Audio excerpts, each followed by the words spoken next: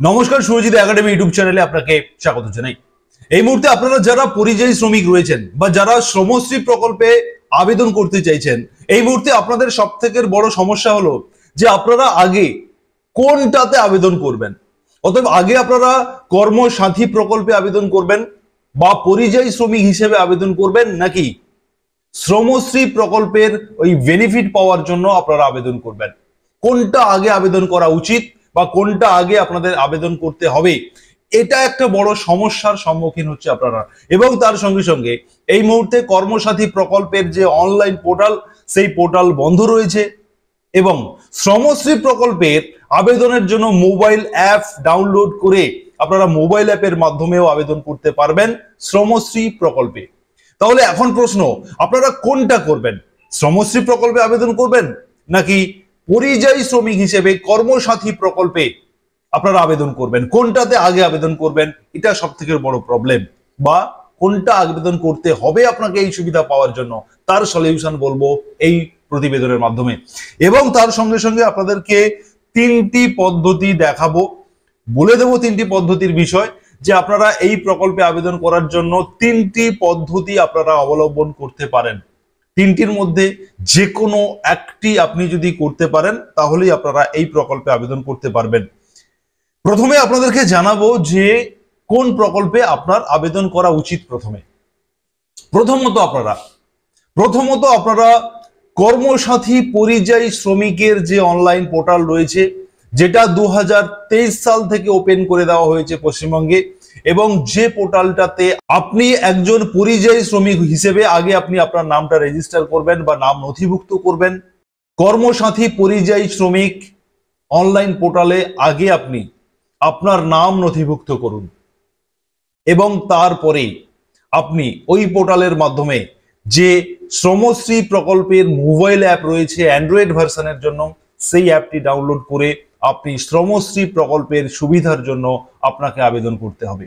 অতএব প্রথমত আপনারা কর্মসাথী পরিযায়ী শ্রমিক হিসেবে আগে আপনারা পোর্টালে নাম নথিভুক্ত করবেন, তারপরে আপনারা অ্যাপস ডাউনলোড করবেন, অথবা এই মুহূর্তে আমাদের পাড়া আমাদের সমাধান যে প্রকল্প চলছে আপনাদের পাড়ায় পাড়ায়, সেখানে আপনি শ্রমশ্রী প্রকল্পের যে ফর্ম রয়েছে সেই ফর্ম পূরণ করে আপনারা সেই পাড়ার সমাধান যে ক্যাম্প হচ্ছে সেই ক্যাম্পে আপনি আপনার সমস্ত ডকুমেন্ট জমা দেবেন, তবেই আপনারা এই প্রকল্পের সুবিধা পাবেন। যারা বিদেশে রয়েছেন বা বাইরে যারা এই মুহূর্তে রয়েছেন, কাজ করছেন, আপনারা যদি প্রকল্পের আবেদন করতে চান, সেক্ষেত্রে আপনাদের বাড়ির লোকজনকে আপনারা সেই ক্যাম্পে আপনারা সমস্ত ডকুমেন্ট রেডি করে ক্যাম্পে পাঠাতে পারেন। তবে মাননীয় মুখ্যমন্ত্রী মমতা বন্দ্যোপাধ্যায়ের ঘোষণা অনুযায়ী এই শ্রমশ্রী প্রকল্পের সুবিধা, অতএব প্রতি মাসে 5,000 টাকা, বছরে 60,000 টাকা, এবং তার সঙ্গে সঙ্গে উৎকর্ষ বাংলার আন্ডারে বিভিন্ন ট্রেনিং প্রোগ্রাম করিয়ে, স্কিল ডেভেলপমেন্ট করিয়ে আপনাকে এই রাজ্যের বিভিন্ন কাজে আপনার যোগ্যতা অনুযায়ী কাজ দেওয়া হবে, কর্ম দেওয়া হবে, এমনটাও তিনি ঘোষণা করেছেন। তবে এই প্রকল্পের যে বেনিফিট তারাই পাবেন যারা বাইরের থেকে কর্মচ্যুত হয়ে বা বিতাড়িত হয়ে যে সমস্ত পরিযায়ী শ্রমিকরা আবারও এই পশ্চিমবঙ্গে ফিরে আসছেন, তাদের জন্য কিন্তু এই 5,000 টাকার বেনিফিট। অতএব আপনারা যারা কর্মসাথী প্রকল্পে বা পরিযায়ী শ্রমিক প্রকল্পে বা শ্রমশ্রী প্রকল্পে আবেদন করতে চান, দুটো বিষয়টা একটু আপনারা বুঝে নিন। প্রথমত আপনারা কর্মসাথী পরিযায়ী শ্রমিক অনলাইন পোর্টাল, এই মুহূর্তে আমি আপনাদেরকে স্ক্রিনে দেখাচ্ছি। এই মুহূর্তে আপনারা দেখুন কর্মসাথী পরিযায়ী শ্রমিকের যে অনলাইন পোর্টাল রয়েছে, সেই পোর্টাল আমি আপনাদের সামনে ওপেন করেছি। আপনারা চাইলে আপনাদের মোবাইলে কর্মসাথী ps.wblabor.gov.in এই পোর্টালটি আপনারা গুগলে লিখে এন্টার করবেন। দেখুন কর্মসাথী পরিযায়ী শ্রমিক পোর্টাল টেম্পোরারিলি আনঅ্যাভেলেবল, অতএব এই পোর্টালটা এই মুহূর্তে বন্ধ রয়েছে। কিন্তু এখানে দেখুন Shramashree mobile app is now available for Android user. অতএব যারা মোবাইলের মাধ্যমে আপনারা শ্রমশ্রীতে আবেদন করবেন, আপনারা এই লিঙ্কে ক্লিক করে এই অ্যাপটিকে আপনারা ডাউনলোড করে নেবেন, আপনার মোবাইলে নিয়ে ইনস্টল করবেন, করে আপনারা step by step form fill up করলে শ্রমশ্রী প্রকল্পের জন্য আপনাদের আবেদন হয়ে যাবে। যাদের কর্মসাথী পরিযায়ী শ্রমিক পোর্টালে নাম রয়েছে, আপনারা এই পোর্টাল থেকে, অতএব এই মোবাইল অ্যাপ থেকে আপনারা আবেদন করতে পারবেন। আর যারা এখনো পর্যন্ত কর্মসাথী পরিযায়ী শ্রমিক পোর্টালে নাম নথিভুক্ত করেননি এখনো পর্যন্ত, আপনারা প্রথমেই সার্ভার ওপেন হলে এখানে আনঅ্যাভেলেবল রয়েছে, যখন এই পোর্টাল ওপেন হয়ে যাবে আপনারা সার্চ করে রাখুন, যখন ওপেন হয়ে যাবে আপনারা প্রথমে পরিযায়ী শ্রমিক হিসেবে নিজের নাম নথিভুক্ত করুন, রেজিস্টার করুন এবং তারপরে এই অ্যাপ ডাউনলোড করে আপনারা শ্রমশ্রীর জন্য আবেদন করুন। এছাড়া আপনারা পাড়ায় সমাধান যে ক্যাম্প চলছে সেই ক্যাম্পে গিয়ে ফর্ম পূরণ করতে পারেন। কিভাবে ফর্ম পূরণ করবেন দেখুন তার প্রসেস। প্রথমে বলা হচ্ছে যে এই আবেদনপত্রের আবেদনকারীর নাম, আপনার নাম এখানে আপনি দেখুন, আমি বাংলাতেই ফর্মটা আপনাদেরকে দেখাচ্ছি, আপনারা কিভাবে এই ফর্ম পাবেন তার পদ্ধতিও দেখিয়ে দেব। এখানে বাংলাতে রয়েছে, আপনি চাইলে ইংলিশেও ফিল আপ করতে পারেন, অসুবিধা নেই, আবার বাংলা চাইলেও বাংলাতেও ফিল আপ করতে পারেন। আবেদনকারীর নাম আপনার নাম, অতএব পরিযায়ী শ্রমিক যিনি তিনার নাম এখানে বাংলা অথবা ইংলিশে আপনি লিখতে পারবেন, অসুবিধা নেই, সঠিক বানান করে লিখবেন। আপনার যে মোবাইল নাম্বার রয়েছে সেই মোবাইল নাম্বারটা এই ঘরে লিখবেন। আপনার বাবা অথবা স্বামীর নাম, যদি মহিলা হয়ে থাকেন আপনি তাহলে আপনার স্বামীর নাম, যদি স্বামী থেকে থাকে অথবা বাবার নাম লিখবেন। আপনি পুরুষ মহিলা নাকি অন্য কিছু সেটা আপনি এই বক্সের টিক চিহ্ন দেবেন এবং আপনার ধর্ম কি রয়েছে সেটা আপনি এখানে লিখলেন। জাতি আপনি এসসি এসটি ওবিসি, ইউআর মানে হচ্ছে জেনারেল কাস্ট যদি হয়ে থাকেন তাহলে ইউআর লিখবেন বা জেনারেল লিখতে পারেন। জন্ম তারিখ, আপনার জন্ম তারিখ দেবেন। আপনার আপদকালীন ফোন নাম্বার, অতএব আপনার এই যে মোবাইল নাম্বারটা উপরে দিয়েছেন এটা ছাড়াও যদি অন্য কোনো ফোন নাম্বার আপনার থেকে থাকে সেই নাম্বারটি এখানে আপনি বসিয়ে দেবেন। আপনার আধার কার্ডের নাম্বার দেবেন, আপনার খাদ্যসাথী বা রেশন কার্ডের নাম্বারটা এখানে লিখবেন এবং আপনার ভোটার আইডি কার্ডের নাম্বার লিখবেন। এবারে 2 নম্বরে চাওয়া হচ্ছে যে স্থায়ী ঠিকানা, আপনি কোন মহকুমার অন্তর্গত সেই মহকুমার নাম আপনি লিখবেন। আপনার যে ঠিকানা রয়েছে সেই ঠিকানা, এবারে আপনার ব্লক, মিউনিসিপ্যালিটি বা কর্পোরেশন যদি হয়ে থাকে সেখানে আপনি এই ঘরে আপনার সেই ব্লকের নাম লিখবেন বা কর্পোরেশনের নাম লিখবেন। গ্রাম পঞ্চায়েত, ওয়ার্ড হয়ে থাকলে আপনার গ্রাম পঞ্চায়েত অথবা ওয়ার্ডের নাম লিখবেন, থানা লিখবেন, পিন লিখবেন। এবারে কর্মক্ষেত্রের ঠিকানা, এই জায়গাটাতে কিন্তু অত্যন্ত গুরুত্বপূর্ণ, এইটা ভুল হয়ে গেলে আপনারা কিন্তু টাকা পাবেন না। আপনাদেরকে 1 বাই 1 বুঝিয়ে দিচ্ছি। দেখুন এখানে কর্মক্ষেত্রের ঠিকানাতে বলা হচ্ছে এ বি সি ডি এর মধ্যে যে কোনো একটি ফিল আপ করতে হবে। দেখুন এ বি সি ডি 4টে ঘর রয়েছে, এই 4টে ঘরের মধ্যে যে কোনো একটি আপনাকে ফিল আপ করতে হবে। আপনার শর্ত, যদি আপনি ভারতবর্ষের মধ্যে পশ্চিমবঙ্গ ছাড়া অন্য কোনো রাজ্যে কর্মরত তাদের জন্য, যারা পশ্চিমবঙ্গের বাইরে কাজ করছেন, কেরালাতে কাজ করছেন, চেন্নাইতে কাজ করছেন, তামিলনাড়ুতে কাজ করছেন এরকম, কিন্তু ভারতবর্ষের মধ্যে হতে হবে। যদি এমনটা যদি আপনার হয়ে থাকে সেক্ষেত্রে আপনি যে রাজ্যে কাজ করছেন সেটা যদি কেন্দ্রশাসিতও হয়ে থাকে সেক্ষেত্রেও আপনি সেই রাজ্যের নাম লিখবেন এবং সেখানকার থানার নামটা আপনি লিখবেন। আর বি সি ডি এগুলোতে কিচ্ছু করার দরকার নেই। যদি আপনি বীর দাগের, বীর যে এই ঘরটাতে এখানে বলা হচ্ছে যে সমস্ত আবেদনকারী ভারতবর্ষের বাইরে কর্মরত বলা হচ্ছে, যারা বাইরে কাজ করছেন বর্তমানে, আপনারা এই ঘর ফিল আপ করবেন। তাহলে এই এ সি ডি দরকার নেই, শুধু বিটাই ফিল আপ করবেন। আপনি কোন দেশে কাজ করছেন, আপনি কর্মস্থলের ঠিকানা কোথায় কাজ করছেন এবং আপনার পাসপোর্ট নাম্বারটি দেবেন।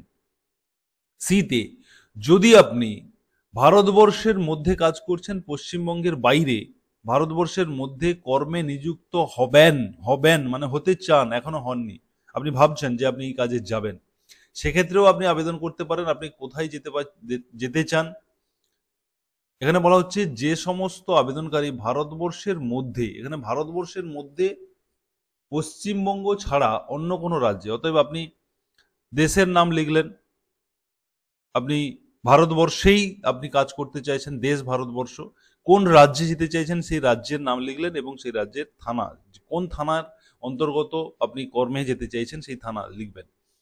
যে সমস্ত আবেদনকারী ভারতবর্ষের বাইরে কর্মরত হতে চান, ভারতের বাইরে যেতে চান, সেক্ষেত্রে আপনি কোন দেশে যেতে চান, আপনার কর্মস্থলের ঠিকানা আপনি দেবেন এবং বৈধ পাসপোর্ট নাম্বারটি আপনি এখানে দেবেন। অতএব এই 4টি এ বি সি ডি 4টির মধ্যে যে কোনো একটি আপনাকে দিতে হবে। এবারে বলা হচ্ছে কাজের ধরন, আপনি কি ধরনের কাজ করেন, কৃষি, নির্মাণ কাজ, রাজমিস্ত্রি, ছুতার, ইলেকট্রিশিয়ান, প্লাস্টার, প্লাম্বার, বস্ত্রশিল্প, স্বাস্থ্য পরিষেবা, আতিথেয়তা সংক্রান্ত পরিষেবা, অলংকার শিল্প, ম্যানুফ্যাকচারিং, পাথর কাটা, পালিশ, পরিবহন, স্বনিযুক্ত বিভিন্ন অন্যান্য। যদি এইগুলোর মধ্যে কোনোটা না হয়, অন্য কিছু করে থাকেন, তাহলে এখানে সেটি নামটা লিখে দেবেন। আর এর মধ্যে আপনি যে কাজটা করেন সেই কাজের সেই জায়গায় আপনি একটা টিক চিহ্ন দিয়ে দেবেন।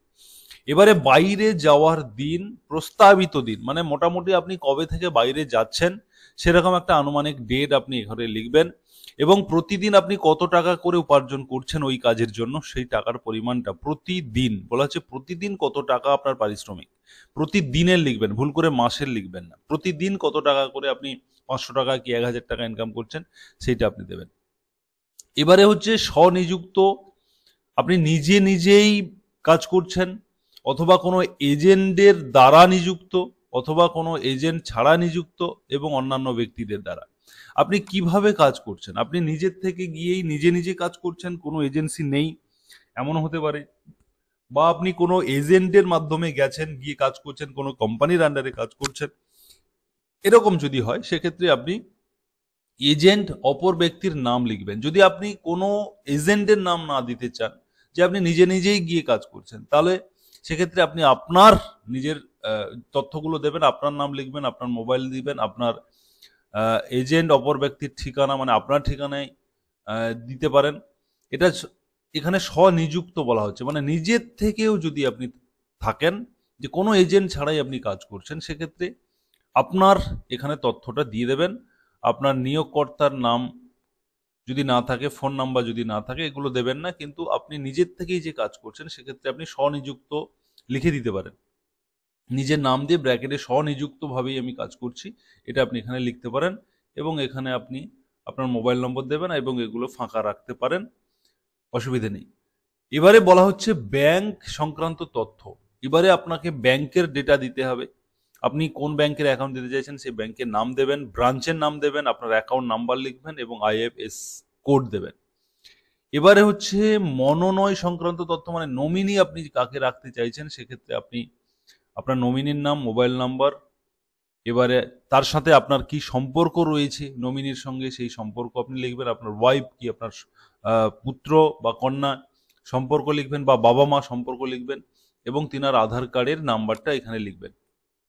এবারে বলা হচ্ছে আবেদনকারীর রেশন খাদ্যসাথী কার্ডের বিবরণ, আপনি কোন ধরনের কার্ড হোল্ডার, আপনি AYOI কার্ড হোল্ডার নাকি SPHH নাকি PHH বা RKS 1-2 কোনটা, সেটা আপনি এখানে উল্লেখ করবেন, এবং আপনার কার্ডের নাম্বারটা এখানে আপনি দেবেন। এটা হচ্ছে পরিযায়ী শ্রমিক যিনি, তার কিন্তু দিতে হবে এই 8 নম্বরে। এটা ভুল করে আপনি আপনার নমিনি দিয়ে দেবেন না।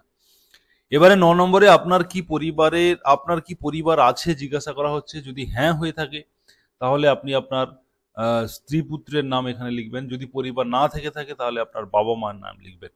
অতএব আপনি সহ আপনার পরিবারের আরো 2 জন ব্যক্তির নাম এবং তাদের তথ্য এখানে উল্লেখ করতে হবে, তার লিঙ্গ, বয়স, আধার নম্বর এবং কি সম্পর্ক রয়েছে তার সাথে।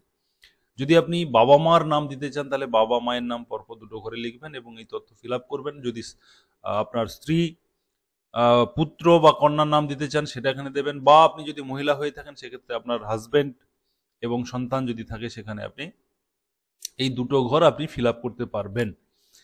এবারে হচ্ছে আপনাকে যে কাগজপত্র দিতে হবে সেটা হচ্ছে যে আবেদনপত্রের সাথে নিম্নলিখিত নথিপত্রের জেরক্স জমা দিন।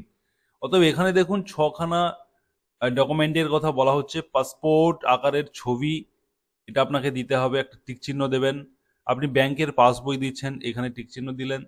3 বৈধ আধার কার্ড, বৈধ পাসপোর্ট যদি আপনার থেকে থাকে সেক্ষেত্রে আপনি এখানে টিক দেবেন, যদি না থেকে থাকে টিক দেওয়ার দরকার নেই। আধার কার্ড দেবেন, আপনার আবেদনপত্রের সহ সংযোজনী 1, 4 নম্বরে সংযোজনী 1, এই যে সংযোজনী 1 এই যে নিচে রয়েছে এটাও আপনি এর সাথে অ্যাড করছেন, টিক দেবেন, এবং আপনার ভোটার আইডি কার্ডের নাম্বারে টিক দেবেন। এবারে আপনার স্থান লিখবেন, মানে আপনি আপনার যে স্থায়ী যে ঠিকানা সেই ঠিকানা লিখবেন, স্থান, আপনি তারিখ দেবেন।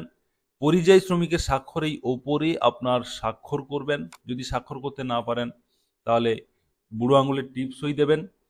এবারে এই যে সংযোজনী 1 রয়েছে এই সংযোজনী 1টাকেও একইভাবে আপনার নাম, আপনার পিতা অথবা স্বামীর নাম, আধার নাম্বার, ভোটার আইডি কার্ডের নাম্বার, স্থায়ী ঠিকানা এত দ্বারা জানাচ্ছি যে আমি আপনার নাম লিখবেন, তারিখ দেবেন, পেশা দেবেন, কি কাজ করেন, ভারতবর্ষের মধ্যে কোন রাজ্য, কোন জেলা তার দেবেন, ভারতবর্ষের বাইরে যদি হয়ে থাকে দেশের নাম দেবেন। এটা ফিল আপ করবেন, করার পরে এখানেও আপনি সিগনেচার করবেন।